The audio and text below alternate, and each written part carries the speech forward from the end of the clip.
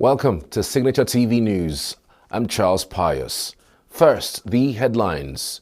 Enugu State Police Command parades 202 crime suspects. Protesters from Zamfara State storm EFCC to demand probe of the former governor, Bello Matawale. On the foreign scene, deadly explosion levels home in New Jersey. In sports, ex-Rangers players renew ties as they elect a new executive in Enugu. Now the news in detail. The Enugu State Police Command says it arrested 202 suspects for various crimes in the month of April 2024. Those arrested include 35 suspects for kidnapping and abduction, 29 for armed robbery, 25 for robbery and stealing, and 7 for homicide, while 20 persons were arrested for unlawful possession of firearms and ammunition.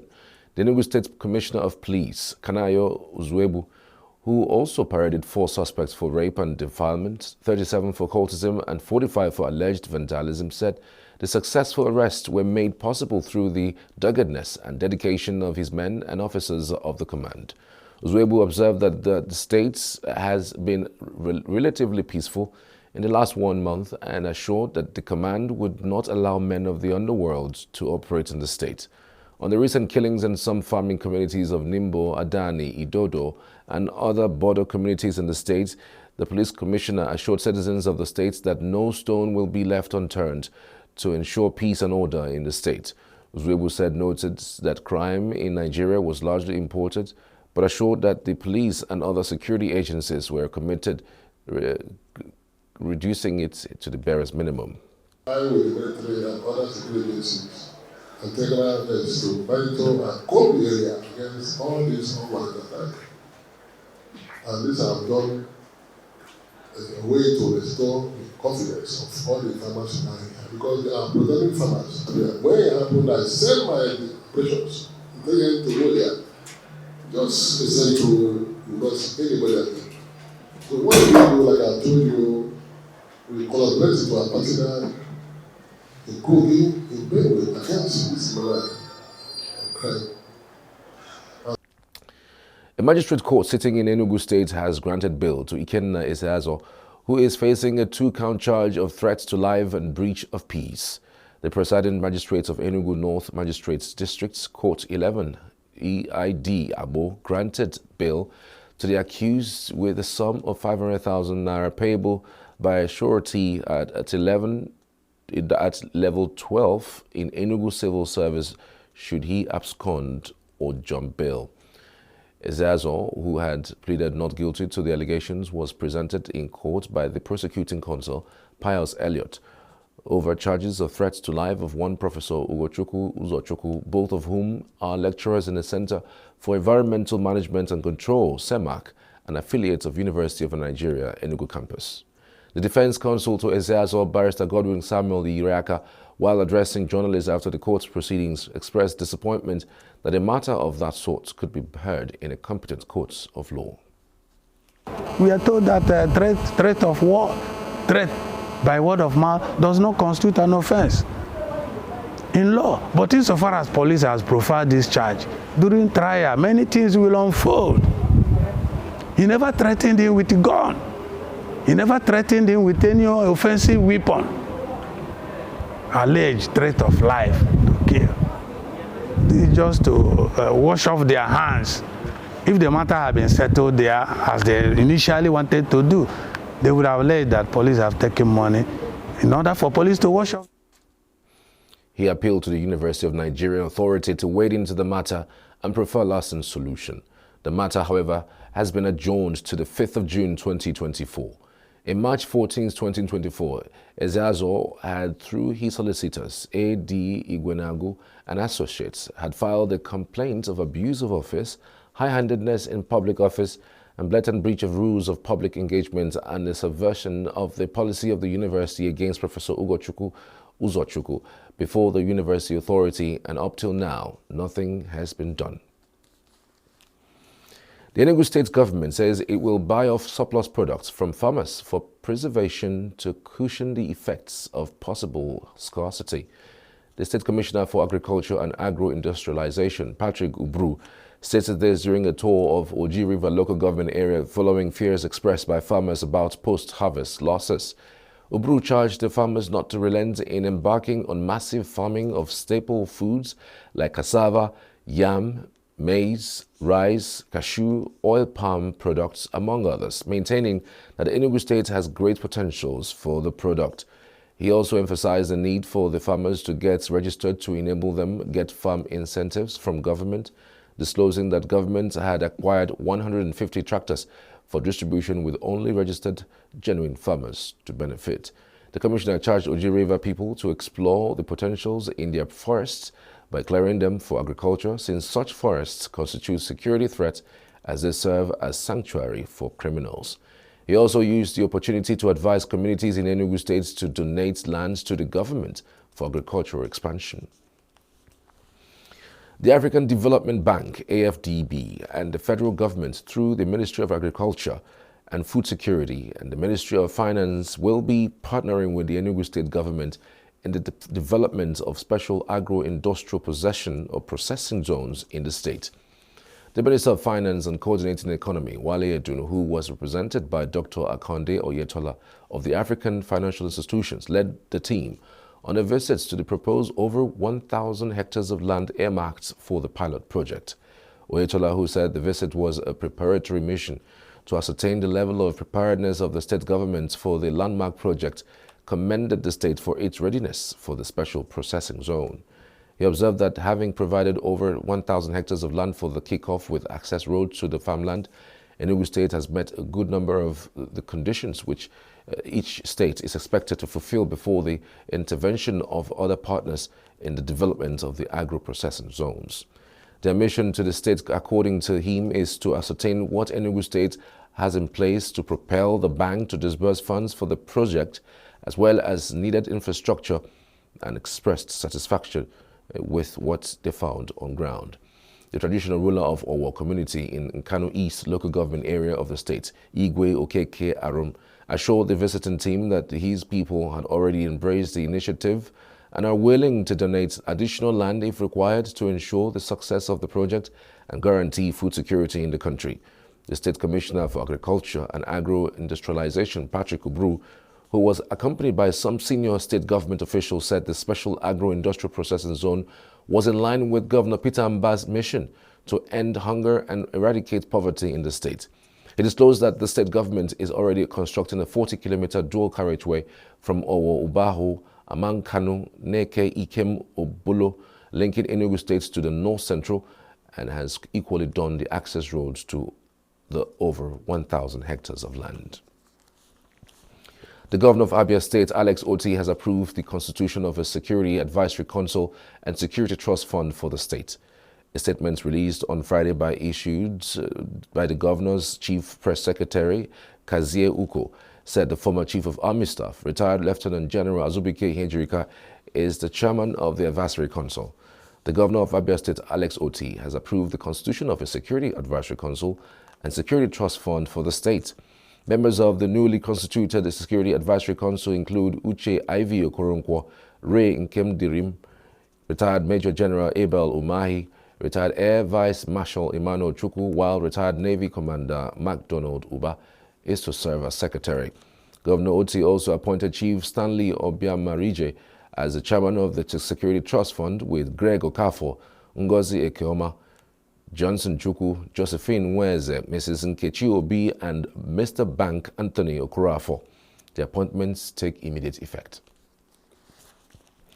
The campaign for the use of organic inputs in farming appears to be gaining momentum. Signature Television was at Awka, the Anambra State capital, where the benefits were highlighted far and above chemical inputs. Anambra State's Commissioner for Agriculture, Chief Foster Ihediofor, says the state government welcomes use of organic inputs in farming across the state.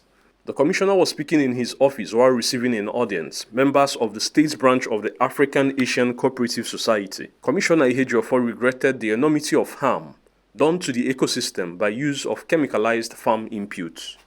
He commended the initiative of the AAC in transiting to the era of food production without harmful chemicals, like certain fertilizer and storage facilities. The foundation of food starts with primary production, the fuel crop production, the animal, rearing. So we need to get it right at that foundation. And what you are doing in AAC is interesting, that China that has flooded the world with toxic agri-chemical is also now spearheading the championing, as it were, the transition to regenerative agriculture, which is indeed, in essence, agriculture, nature's way. And when we prioritize the role of biology, we find out that we have been abusing nature's setup. When you use chemistry the way we've been using it, we degrade the biology of the soil. Earlier, the Anambra State Branch Coordinator of AAC Farmers Multipurpose Cooperative Society, Honorable Ifeanyi Njelita, had asked the state government to allow the group to demonstrate the efficacy of the production and preservative nanotech organic products they have come up with. Honorable Njelita, who applauded the innovation of regenerative agriculture that Professor Chukwuma Soludo-led administration is executing, called for more collaboration between the AAC Farmers Multipurpose Cooperative Society and the government. A member of the group, who also runs an NGO charged with spreading the message of agricultural value chains in communities, Comrade Mark Odogu, said the nation can defeat hunger, experience economic boom, and enjoy robust health if only able-bodied young men and women could buy into real-time agricultural practices.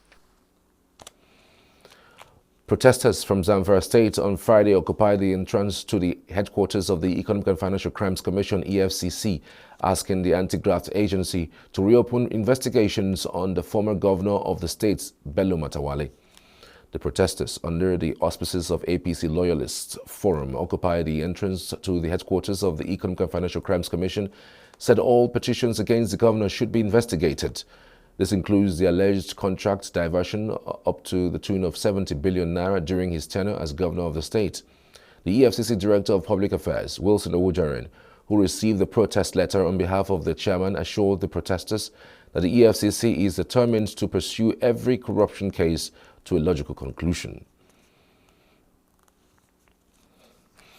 The governor of the Central Bank of Nigeria, Olayemi Cardoso, has said that the huge purchase of foodstuffs by the government as palliatives is contributing to the galloping food inflation in the country. Cardoso made the remark in a statement published on the website of the Apex Bank. The committee had said that its hawkish stance was to tackle inflation. The country's inflation rate accelerated to 33.2% in March, with the food inflation rate reaching 40.01%, a year-on-year increase of 15.56 percentage points from 24.45% in March 2023. According to the National Bureau of Statistics, the surge in food inflation could be attributed to rising prices for items such as garri, millet, yam tuber, water yam, and others. Following the removal of fuel subsidy, the federal government approved 5 billion naira for each estate and federal capital territory to enable them to procure food items for distribution to the poor in the respective states. On the foreign scene, emergency services and residents started to clear up the damage left by severe weather in southwestern parts of Germany on Friday morning after overnight thunderstorm and heavy rainfall left many streets and basements flooded. Several sunny days and summer temperatures followed by thunderstorms hitting the city of Frankfurt and surrounding regions from late Thursday, with up to 50 liters of rain per square meter coming down within a few hours in some places. Weather will largely calm down in southwest Germany on Friday. However, individual thunderstorms with heavy rain and storms are possible from Saturday evening. Turkish President Tayyip Erdogan waded into the debate over U.S. college campus protests on Thursday, saying authorities were displaying cruelty in clamping down on pro-Palestinian students and academics. Demonstrations have spread on campuses across the United States over Israel's conduct of the war in Gaza, prompting police crackdowns and arrests at some venues such as Columbia University in New York. Erdogan told an event in Ankara that the conscientious students and academics, including anti-Zionist Jews at some prestigious American universities, are protesting the massacre in Gaza and wondered why such people should be subjected to violence, cruelty, suffering, and even torture for saying that the massacre should stop. Turkey has sharply criticized Israel's assault on Gaza and what it calls the unconditional support it receives from Western countries. The U.S. is top supplier of military aid to Israel and has shielded the country from critical United Nations votes. A deadly explosion leveled a home in South River, New Jersey on Thursday night, resulting in the loss of at least one life. Authorities say emergency responders, including the fire department, arrived at the scene to swiftly contain the fire and secure the area. The impact of the explosion extended throughout the cul-de-sac, with every neighboring home experiencing damage. Authorities are still trying to establish the cause of the explosion. President Joe Biden has said that freedom of speech and the rule of law must be respected in protests at college campuses over the war in Gaza. Biden, who made the remarks at the White House, explained that the U.S. is not an authoritarian nation where people are silenced. Neither is it a lawless country, insisting that order must prevail. In response to a reporter's question, Biden said that the campus protests had not forced him to reconsider his policies in the Middle East. Escalating campus protests are forcing President Biden to walk a careful line of denouncing anti-Semitism while supporting young Americans' rights to protest and trying to limit longer-term political damage. As violence, police crackdowns, and counter-protests greet spreading demonstrations across the U.S. campuses, Biden faces sharp criticism of his Israel policy from both the left and right. Students at dozens of schools have rallied on or camped out in recent days to oppose Israel's war in Gaza, demanding institutions stop doing business with companies that support the war. Local officials say more than 34,000 people have died in Gaza after attacks by Israel in retaliation for Hamas' October 7 assault that Israel says killed 1,200. Police in Paris entered France's prestigious science pole university on Friday and removed student activists who had occupied its building in protest against Israel's conduct in its war against Hamas in Gaza. Witnesses say police went into the buildings and took out many of the 70-odd protesters inside. Unlike in some college campuses across the United States, the French protests have been peaceful and there were no signs of violence as the students were brought out of the buildings.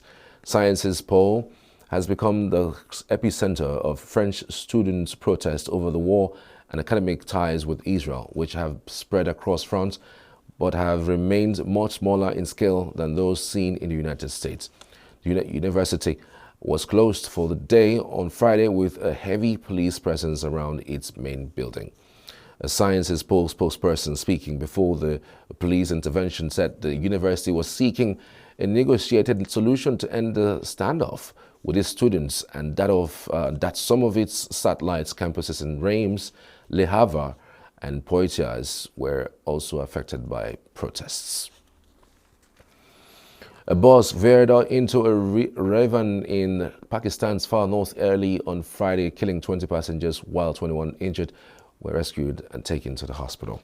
A local government spokesperson said the bus was headed to the mountainous northern area of Gilgit-Baltistan from the garrison city of Rawalpindi in Pakistan's eastern province of Punjab when the accident happened in the early hours. According to the spokesperson, the government immediately launched a rescue operation to evacuate all the injured who were taken to hospital. Fatal road accidents are common in Pakistan, where traffic rules are rarely followed and roads in many rural areas are in poor condition. On entertainment, popular actress Lola Alao, who relocated to Canada, has stressed that even though she had no regrets along the way, she wished that she had learned a trade before her move. She also detailed how a patient who had dementia called for her and slapped her when she got close to her. She stated that after the incident, she decided that the caregiver job was not for her and quit the gig. She said that she had battered and clothed the patient when She started to complain about her hearing, but when she went to check on her to see what was wrong, she gave her a hard slap that made her cry. She further said that she always advised people looking to relocate to learn a skill or a trade because when she first arrived to Canada, she had to learn a course to become a caretaker.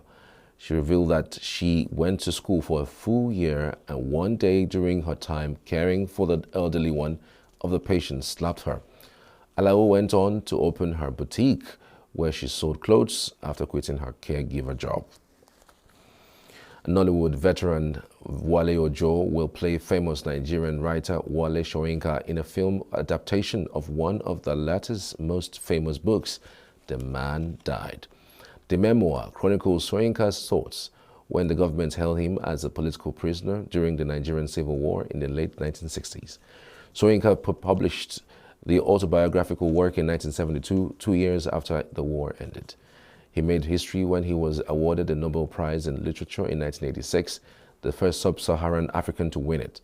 On Soyinka's 89th birthday last July, Ojo hailed the playwright as a rare icon. Akinwade Oluwole Babatunde Soyinka is 89 years old today.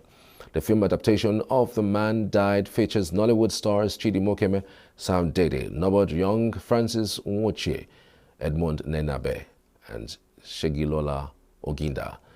Others are Semilola Hassan, Christiana Oshuni, and newcomer Abraham Amba. The film is produced by Femi Odubemi and written by Bode Ashinyobi. The Man Died will be released to coincide with Soyinka's 90th birthday in July.